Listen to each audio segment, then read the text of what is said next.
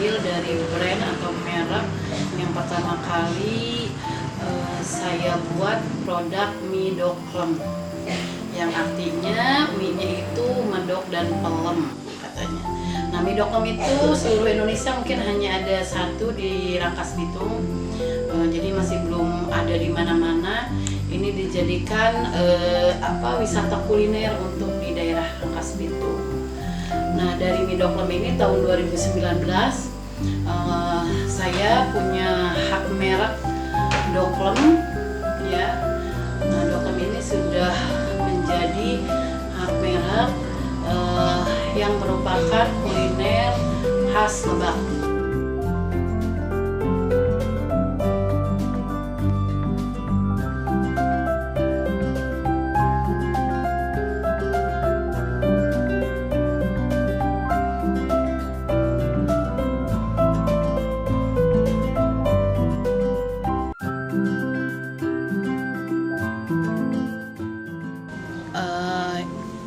Usaha yang ibu miliki saat ini untuk doklem,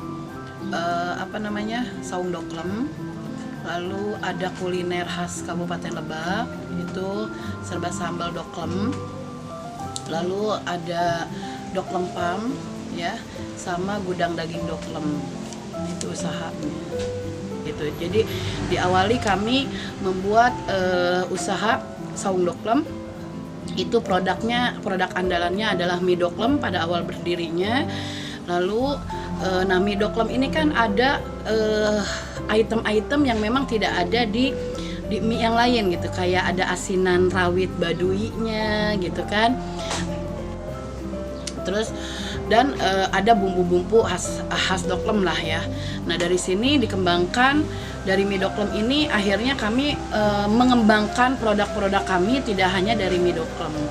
Kita kembangkan lagi di kuliner khas Lebak gitu. Jadi kayak gordel, goreng delan, itu kan makanan jadul ya, makanan masa dulu gitu kan. Nah, terus ada lagi kami memanfaatkan sumber daya alam, sambal blimbing wulu atau disebut dengan sambal BW.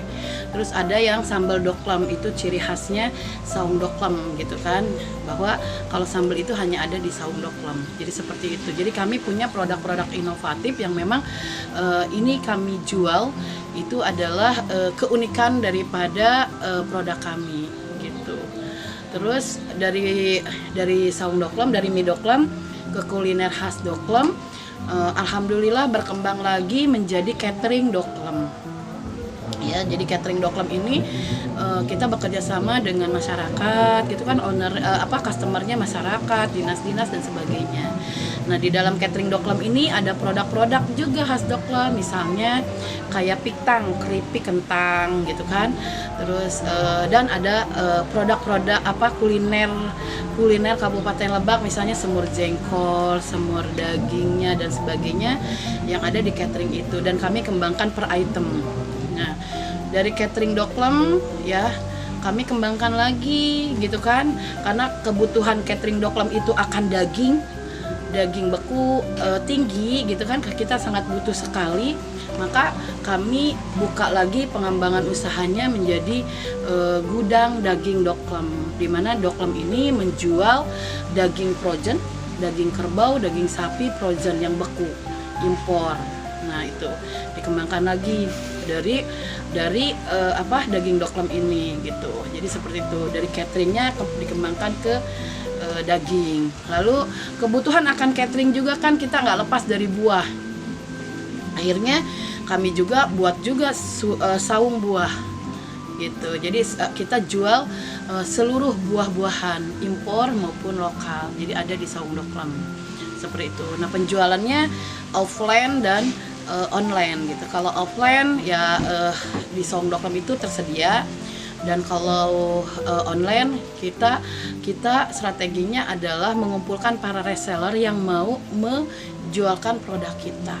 Jadi gitu. Itu yang online-nya gitu. Jadi seperti itu. Lalu dari kebutuhan itu kami kembangkan lagi menjadi doklem pam. Yang terakhir ada doklem pam. Jadi kita jual beli hewan kurban, hewan hidup gitu, kayak sapi, kerbau gitu kan, karena emang kadang kebutuhan daripada customer kami ada yang ingin sapi segar gitu kan, yang nggak frozen, yang nggak impor gitu, ada seperti itu gitu, dan ada yang kurban, buat kurban dan sebagainya Kak. Jadi itu masih kerjasama, kita bermitra dengan owner yang memiliki peternakan, jadi seperti itu. Jadi kami hanya di sini menjual dan membeli aja, tidak memelihara hewan ternak. Cuman memang kita di divisi Doklam Farm usahanya. Kalau bermitra itu mereka sebagai vendor kami aja.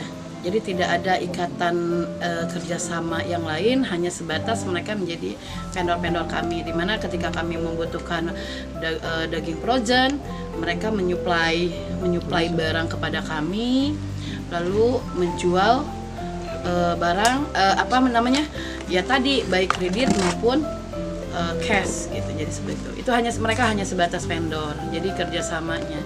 Nah, next sekarang kami sudah memiliki yang nanti akan membuat MOU dengan UMKM. Itu adalah kami sedang menciptakan entrepreneur muda yang mengelola usaha kami. Itu strategi manajemen kami. Jadi supaya kami tidak memanage SDM-nya lebih rumit gitu kan, kalau pribadi ya, akhirnya kami mengumpulkan anak-anak muda untuk berwirausaha.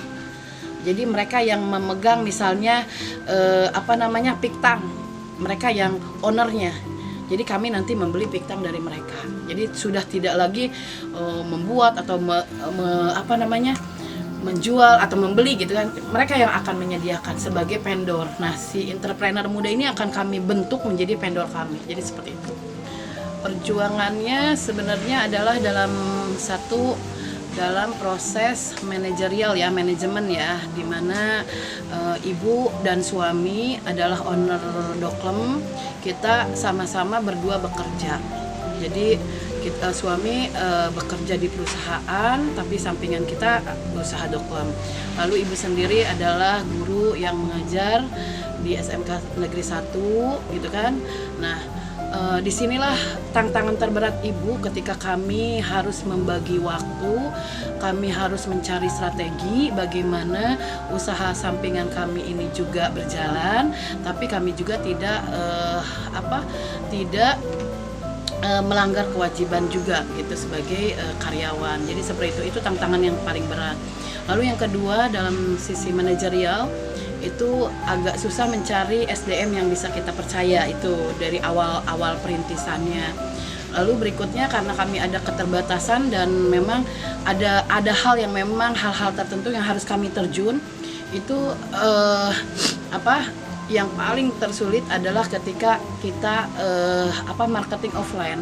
Oleh karena itu kami mencari solusi bahwa marketingnya itu menggunakan marketing online. Berikutnya, keterbatasannya juga ada di tempat, karena posisi kami tempat usaha kami ini berdampingan dengan rumah kami. Jadi posisi tempat memang kami tidak strategis. Itu ada di dalam perumahan yang memang agak sulit dijangkau oleh masyarakat gitu. Tapi dari kendala-kendala itu kami mencari solusi-solusi agar kendala ini tidak menjadi hambatan kami dalam berbisnis. Jadi alhamdulillah dengan keyakinan kami bahwa Allah Maha Pemberi rezeki, usaha kami ya berjalan sampai detik ini dengan perkembangannya.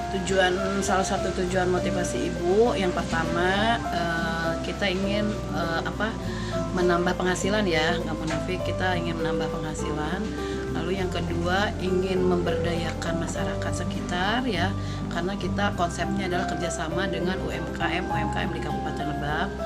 Lalu yang berikutnya adalah saya ingin menciptakan lapangan kerja untuk anak-anak, dan berikutnya adalah saya ingin menumbuhkan atau menciptakan entrepreneur muda gitu. Jadi Doklam ini ingin merangkul anak-anak muda supaya bisa berwirausaha, dan Doklam lah yang nanti memfasilitasi baik marketing maupun permodalannya. Jadi seperti itu.